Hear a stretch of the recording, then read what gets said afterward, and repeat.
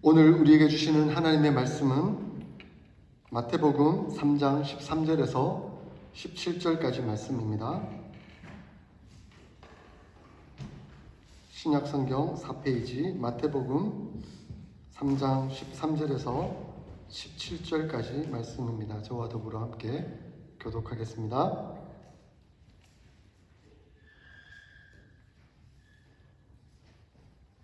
이때에 예수께서 갈릴리로부터 요단강에 이르러 요한에게 세례를 받으러 하시니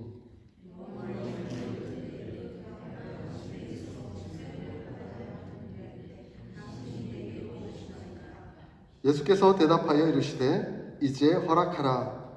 우리가 이와 같이 하여 모든 의를 이루는 것이 합당하니라 하시니 이에 요한이 허락하는지라.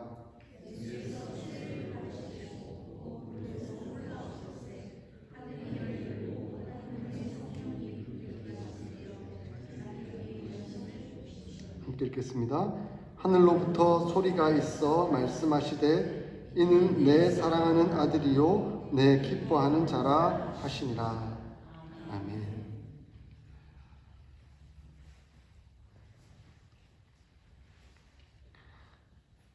새해 하늘 축복 가득하시기를 소망합니다. 2023년도 또 새해가 밝았습니다. 얼마나 세월이 빠른지요. 2022년도가 시작된 것도 엊그제 같은데 벌써 시간이 날아가 버리고 벌써 2023년도가 되었습니다. 그러나 우리에게 변함없는 사실, 우리 하나님께서 우리와 함께하고 계시고 예수 그리스도께서 우리의 주인 되어 주신다는 사실은 변함이 없습니다. 그러므로 우리는 새롭고 날마다 새롭습니다. 그래서 오늘 또한 그 새로운 우리 주님 앞에 나와서 주님과 동행하며 함께 이 새해를 시작할 수 있기를 간절히 소원합니다. 이 새해에 어떤 말씀을 나누는 게 좋을까라고 묵상하다가 지난주에 우리가 예수님의 탄생을 이제 묵상했으니까 곧바로 이 마태복음 이어지는 본문 속에서 예수님께서 이제 공적인 사역을 시작하는 그 생애의 모습을 보면서 새해에는 예수님의 공생의 사역의 시작과 함께 우리도 시작하는 것이 좋겠다라는 생각이 들어서 본문을 정하고 또 묵상하면서 말씀을 준비하였습니다. 예수님의 공적 사역의 시작의 모습은 예수님께서 어떻게 이 공생의 공적 사역을 시작했었는가 하는 것을 나타내 보여줍니다. 이것은 또한 우리가 어떻게 하나님의 사역을 또 하나님의 나라를 준비하며 이루어 갈 것인가 하는 것을 생각하며 또 돌아보는 계기가 될 수 있습니다. 우리가 어떤 마음, 어떤 생각, 어떤 태도로 또 준비하고 감당해야 할까, 이런 것들을 돌아볼 수 있는 계기가 될 것 같습니다. 예수님은 그 공생애의 사역의 시작을 세례 받으심으로 시작하였습니다. 13절을 보니까 예수께서 갈릴리로부터 요단강에 이르러 요한에게 세례를 받으려 하시니라고 말씀합니다. 예수님께서 이제 공적 사역을 본격적으로 시작하시면서 세례를 받으시면서 시작한다는 것이 무슨 의미가 있을까? 사실은 좀 의문이 생깁니다. 제가 지난주에 예수님의 오심에 대해서 말씀을 나눴지 않습니까? 설교를 했지 않습니까? 예수님은 동정녀 마리아의 탄생으로 말미암아 인간의 원죄가 없으시고 무음하시다, 무죄하시다 하는 것을 강조하였었습니다. 그런데 세례의 의미는 죄 씻음의 의미가 담겨져 있습니다. 죄 있는 자가 이제 그 죄를 씻긴다 하는 의미로 담고 세례를 받는 것이죠. 그러면 우리 주 예수님은 무음하신 분, 무죄하신 분, 죄가 없으신 분인데 왜 세례를 받으셨는가 하는 겁니다. 왜 그분께서, 죄 없으신 분께서 그 죄 씻음의 의미를 상징하는 세례를 받았는가? 뭔가 모순되는 것은 아닌가라는 생각이 드는 것이죠. 그래서 그런지 세례 요한도 14절을 보니까 말렸다라고 표현하고 있습니다. 내가 당신에게서 세례를 받아야 할 터인데 당신이 내게로 오시나이까라고 말씀하고 있습니다. 세례 요한은 예수님께서 세례를 받는 것, 더더군다나 나에게 세례를 받는 것, 그것은 용납할 수 없는 부분입니다. 이해가 안 되는 부분입니다. 라고 이렇게 말리고 있다는 것입니다. 여기서 말린다라는 단어가 나오는데 이 말린다는 단어는 그리스 원어로 보면 헬라어로 보면 시제가 미완료로 되어 있습니다. 미완료라는 의미는 곧 완강하게 반복해서 여러 번 말렸다라는 것을 의미합니다.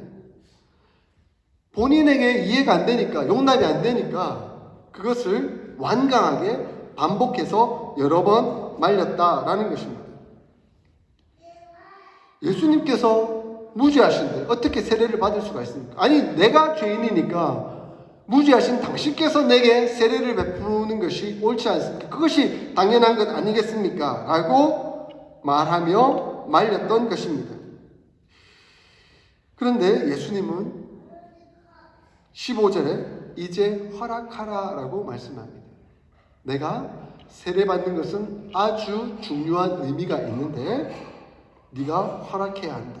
그 허락해야 되는 이유는 곧바로 이어지고 있죠. 모든 의를 이루는 것이 합당하기 때문이다 라고 말씀합니다.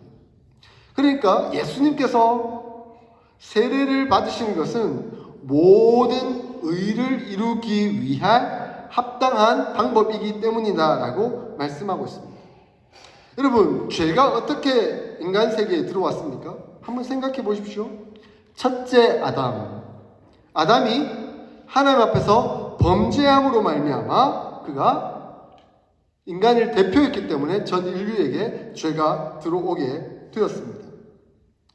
하나님은 이것을 용서하시기 위해서 이 죄의 문제를 해결하시기 위해서 둘째 아담을 우리에게 보내주셨습니다. 그러니까 인간의 두 번째 대표자를 우리에게 보내주셨습니다. 그분이 누구이십니까? 바로 예수 그리스도이십니다. 죄 없는 존재이시지만 인간을 대표해서 그 죄를 뒤집어 쓰시기 위해서 이 땅 가운데 오신 분이시죠. 그래서 예수님은 죄 없는 존재지만 죄 있는 존재를 대표하셔서 이 땅 가운데 오셨기 때문에 그가 세례 받으심으로 말미암아 죄 있는 존재들의 대표로서 죄 씻음을 상징하는 의미로 세례를 받으셨다라는 것을 보여줍니다. 그 예수님께서 죄 없는 존재가 죄 씻음을 받으시는 그 상징적인 의미를 우리에게 보여주심으로 말미암아 이제 우리가 전체적으로 죄가 씻길 것이라는 것을 상징적으로 보여주고 있는 것이죠. 그러므로 예수님께서 죄 씻음의 의미를 상징하는 세례로부터 시작해서 이제 공생의 사역을 차근차근 밟아가시고 결국 그의 마지막 사역은 십자가에 못 박혀 죽으심으로 우리의 죄를 대속하는 의미를 가지셨던 것이죠.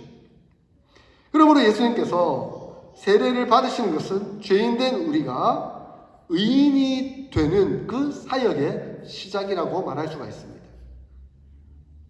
죄악으로 죽을 수밖에 없는 우리가 그 은혜로 말미암아 되살아나고 죄 씻음을 받고 의인이 되어 하나님 나라에서 영원히 살 수 있는 그 은혜와 축복이 임하게 되는 그 시작, 그 계기가 예수님의 세례 받으심으로부터 출발하고 있다는 것입니다. 그리고 이것은 예수님께서 그 말씀하신 대로 그 이름의 뜻대로 구원자, 메시아 되심을 선언하는 의미를 담고 있습니다. 메시아로 이 땅 가운데 오셔서 하나님 나라를 본격적으로 선포하고 공적으로 하나님 나라를 이루어 나가는 그 의미가 이 안에 담겨져 있는 것이죠. 이제 모든 죄 씻김을 받는 자들이 함께 나와 공동체를 이루고 하나님의 나라를 이루어가는 그 시작이 나로 말미암는다. 나로 인해서 시작된다 하는 것을 말씀해 주고 있는 것이죠. 그러므로 이제 시작됩니다. 예수님의 사역, 곧 세례 받으심으로 시작하여 십자가를 향해 나아가시는 예수님을 그려볼 수가 있는 것이죠. 그러므로 예수님께서 세례를 받으신 것은 구원 역사를 이루어 가시기 위해 반드시 필요한 절차라고 말씀드릴 수가 있습니다. 세례는 있어도 되고 없어도 되는 그런 상황이 아니라 예수님이 세례를 받으심으로 시작되는 그 절차였다라는 것을 우리에게 가르쳐주고 있는 것이죠. 이렇듯 예수님께서 세례를 받으실 필요가 없으신 분인데 우리를 대표해서 세례를 받으신 결과 하나님의 놀라운 역사, 은혜의 역사가 이제 도래되고 시작됩니다. 16절과 17절을 보면 예수님께서 물에서 올라오실 때에 놀라운 역사 세 가지 사건이 일어난 것을 볼 수가 있습니다. 어떤 사건들이 일어났죠? 먼저는 하늘이 열리고 성령이 비둘기같이 임하셨으며 그리고 하늘로부터 음성이 들리게 됩니다. 첫째, 하늘이 열렸습니다. 하늘이 열렸다는 의미는 굉장히 중요한 의미가 있는데 하늘 스스로가 열린 것이 아닙니다. 하늘이 왜 열렸죠? 하나님께서 여셨기 때문에 하늘이 열린 것입니다. 하나님께서 주권적 은혜의 역사를 이제 시작한다는 것을 보여주고 있습니다. 하늘이 열리는 사건을 우리에게 보여주고 있는 것입니다. 하늘이 열렸다는 것은 곧 예수 그리스도의 이 땅에 오심을 의미합니다. 예수님은 본래 하나님이십니다. 신이십니다. 하나님이신 그분께서 인간의 몸으로 입고 이 땅 가운데 오셨다는 것은 곧 하늘이 열렸다는 것입니다. 하늘이 열린 사건입니다. 그러므로 임마누엘의 하나님, 지난주에 우리가 예수님의 이름, 구원자, 그리고 우리와 함께 하시는 분이라는 것을 묵상했지 않습니까? 바로 그 역사적 사건이 하늘이 열림으로써 시작된다는 것을 우리에게 가르쳐 주고 있습니다. 이 하늘이 열렸다는 것은 또한 상징적으로 장차 예수 그리스도께서 십자가에 못 박혀 죽으실 그 순간 어떠한 역사, 어떠한 사건이 벌어질지 하는 것 또한 보여줍니다. 예수님께서 마지막에 십자가에 못 박혀 죽으시는 그 순간 하늘이 깜깜해지고 바위가 터지고 하나님의 성전 안에서는 어떤 사건이 벌어졌습니까? 큰 휘장이, 인간의 힘으로는 도무지 찢을 수 없는 그 휘장이 반으로 갈라졌지 않습니까? 찢어졌지 않습니까? 근데 그것도 아래에서 위로 찢어진 것이 아니라 위에서, 하늘에서 땅으로 찢어지는 놀라운 은혜의 역사가 일어났습니다. 그러므로 이제는 성소와 지성소가 구분되지 않고 누구든지 담대히 우리 주님의 보좌 앞에 나아갈 수 있는 은혜의 길이 열린 것입니다. 하늘이 열렸다는 것은 은혜의 보좌가 열렸다는 것입니다. 우리 하나님 앞에 나아갈 수 있는 은혜의 보좌가 바로 열린 것입니다. 예수님께서 세례받으시는 그 순간 하늘이 열렸습니다. 우리 주님의 보좌가 열렸습니다. 주님의 보좌 앞에 나아갈 수 있는 큰 은혜가 우리에게 임하게 된 것입니다. 할렐루야! 이런 축복과 은혜가 이제 시작되고 있는 것입니다. 둘째, 성령이 비둘기같이 내려왔습니다. 비둘기가 뭘까라고 생각하는 것은 여러 학자들의 고민이었습니다. 근데 명확한 답을 찾기는 어려운 것 같아요. 일반적으로 비둘기는 무엇을 상징하죠? 평화의 상징입니다. 그러므로 아마 성령이 비둘기같이 임했다 하는 그 비둘기라는 표현은 성령께서 하시는 사역, 예수님의 사역적인 의미를 보여주고 있지 않을까라고 생각해 볼 수 있을 것 같습니다. 예수님께서 이 땅 가운데 오셨을 때 어떤 사역을 하셨습니까? 결국 평화의 사역, 샬롬의 사역, 화해의 사역을 감당했지 않습니까? 바로 그것이 성령께서 임하실 때 역사로 일어났던 것이죠. 비둘기가 평화를 상징하는 것처럼, 샬롬을 상징하는 것처럼 예수님께서 오셨을 때 비로소 하나님과 우리와의 관계가 회복되었습니다. 화해되었습니다. 그리고 사람과 사람과의 관계가 예수님을 믿고 예수님을 영접하고 예수님의 은혜 가운데 사는 사람들끼리의 관계 속에서 화해가 시도되었죠. 평화가 이루어졌습니다. 샬롬이 선포되었습니다. 그러므로 성령이 비둘기같이 임했을 때 예수님은 본격적으로 이 화해의 사역, 놀라운 평화의 사역, 샬롬의 사역을 시작할 수가 있게 된 것이죠. 그런데 비둘기같이 임한 것이지 비둘기가 임한 것이 아닙니다. 누가 임하신 것이요? 성령께서 임하신 것입니다. 하나님께서 임하신 것이죠. 성령 하나님께서 임하셔서 예수님으로 하여금 하나님의 능력을 발휘하도록 하셨고 또 하나님께 순종하는 은혜의 역사를 함께 이루어 가도록 주관하셨습니다. 성령이 충만해지신 예수님은 곧바로 이어지는 본문에 보면 사탄의 시험을 능히 이기시고 본인에게 주어져 있는 하나님의 사역을 한 걸음 한 걸음 전진하며 최선을 다해 그것을 감당하며 이루어 나가는 것을 볼 수 있습니다. 결국 하나님의 능력, 성령의 능력으로 그 일들을 감당해 나가셨던 것이죠.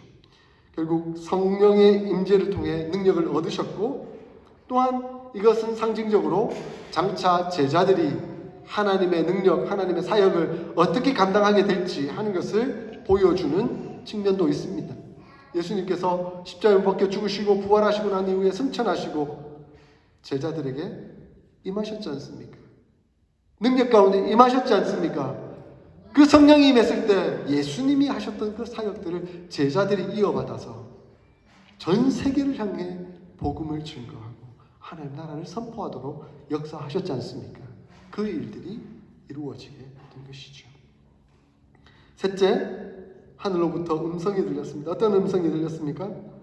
이는 내 사랑하는 아들이요 내 기뻐하는 자라라는 음성이 들렸습니다. 이 본문은 구약에서 이미 나왔던 본문입니다. 좀 합성된 것 같아요. 내 사랑하는 아들이요라는 표현은 시편 27편에 나오고, 내 기뻐하는 자라라는 표현은 이사야서 42장 1절에서 나오는 말씀입니다. 시편 2편을 보면 내 사랑하는 아들이요라는 표현의 문맥은 그가 왕적인 신적인 기원을 가지고 있는 것을 의미합니다.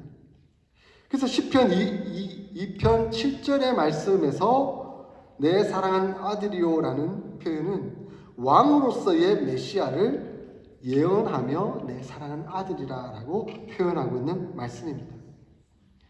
근데 이사야서에 나온 내 기뻐하는 자라라는 이 표현은 종을 의미하거든요. 그 종을 내가 사용함으로 기뻐하는 자라라고 표현하고 있습니다. 그러니까 이사야서의 표현은 종으로서의 메시아를 예언하며 표현하는 말씀이라고 볼 수 있는 것이죠. 자, 이 말씀의 의미 속에서 이제 하늘에서 들리는 음성, 내 사랑하는 아들이요 내 기뻐하는 자라는 이 표현 속에서는 그는 왕과 같은 존재다. 하나님께서 사용하신 절대적인 권위를 가진 왕과 같은 존재다라고 표현하는 의미일 뿐만 아니라 그가 왕과 같은 신령한 능력과 권력을 가지고 있지만 그 권력을 자기를 위해서 쓰지 아니하고 그를 보내신 분, 곧 하나님, 그의 하나님을 위하여 종된 신분으로서 순종하는 태도를 보여주고 있는 말씀인 것이죠. 그러므로 우리 주 예수님께서 이 땅 가운데 오셨을 때는 왕으로 오셨지만 또한 종으로 오셨습니다. 그 역할을 충실히 감당하셨습니다. 그래서 사도 바울은 빌립보서 2장 5절에서 8절까지 말씀하고 있죠. 너희 안에 이 마음을 품으라. 곧 그리스도 예수의 마음이니 그는 근본 하나님의 본체이시나 하나님과 동등됨을 취할 것으로 여기지 아니하시고 오히려 자기를 비워 종의 형체를 가지사 사람들과 같이 되셨고 사람의 모양으로 나타나사 자기를 낮추시고 죽기까지 복종하셨다라고 말씀합니다. 그는 고난적으로는 왕이었지만 그는 그 고난을 자기를 위해 쓰지 아니하고 사람을 위하여, 하나님을 위하여 온전히 순종함으로 종의 태도 역할을 감당했다라고 말씀하고 있습니다. 이렇듯 우리 주 예수님께서 세례를 받으시고 일어난 놀라운 역사들은 앞으로 우리에게 이루어지고 적용될 말씀들로 선포되고 있습니다. 자, 이렇게 우리 주 예수님의 공생의 사역이 시작되었습니다. 이제 우리는 2023년도를 시작합니다. 그리고 오늘의 말씀을 받습니다. 여러분 어떻게 시작하시겠습니까? 감사함으로 시작합시다. 감사함으로 시작해야 합니다. 왜냐하면 그 예수님께서 죄 없으신 그 하나님께서 인간의 몸을 입고 이 땅 가운데 오셔서 친히 세례를 받으시고 십자가에 못 박혀 죽으시고 우리를 구원해 내셨기 때문에 그렇습니다. 우리를 살려내셨기 때문에 그렇습니다.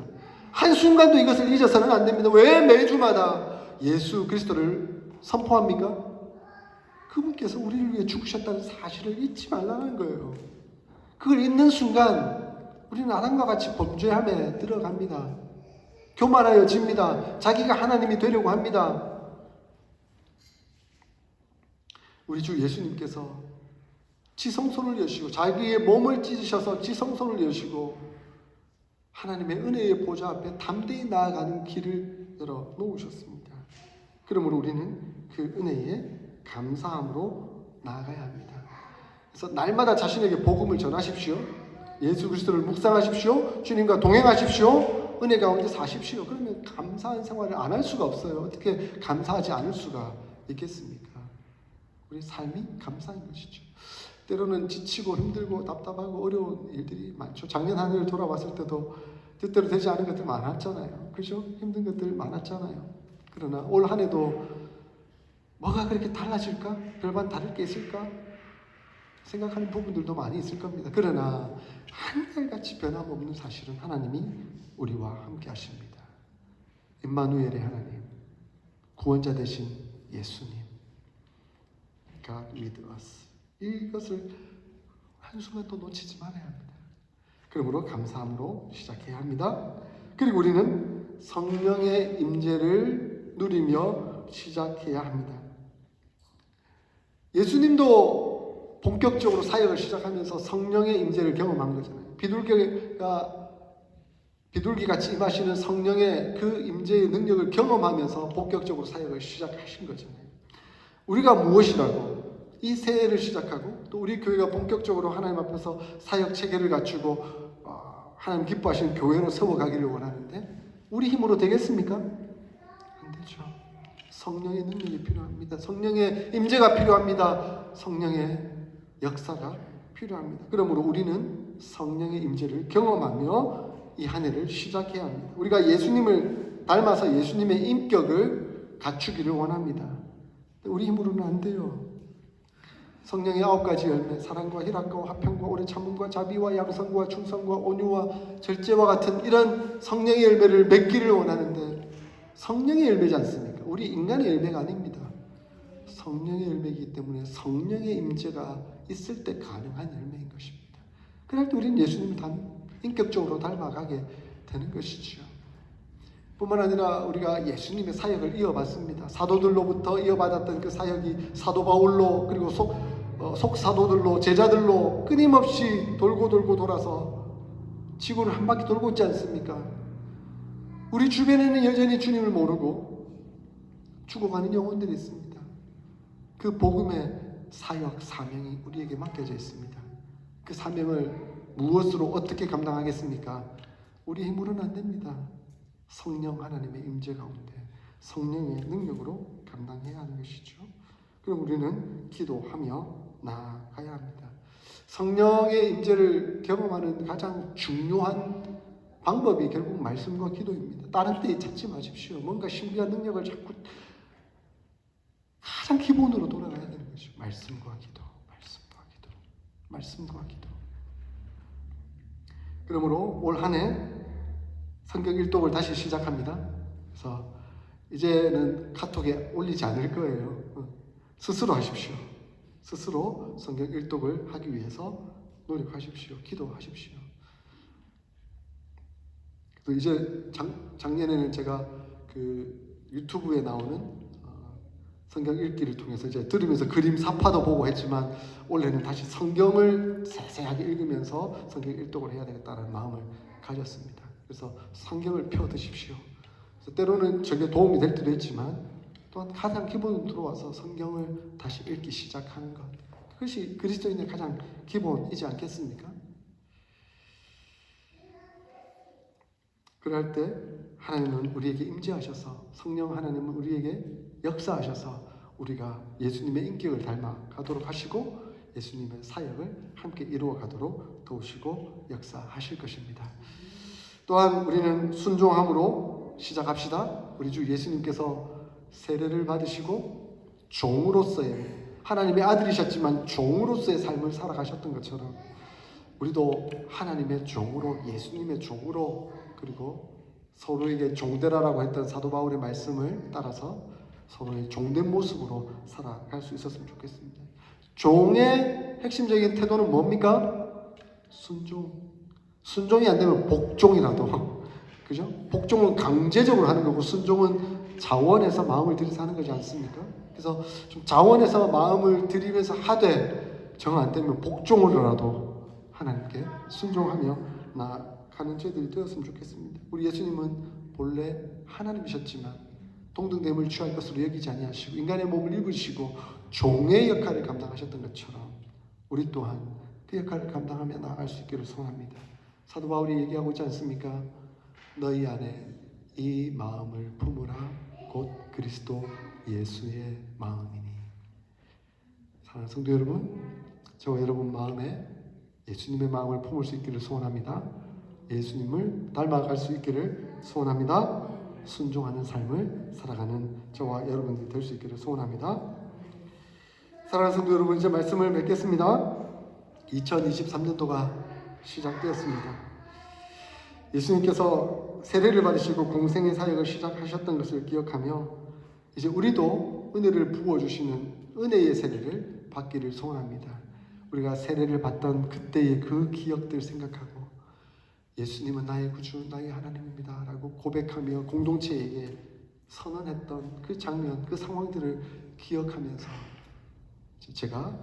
우리가 주님께서 맡겨주신 사명, 사역 잘 감당해 나가겠습니다.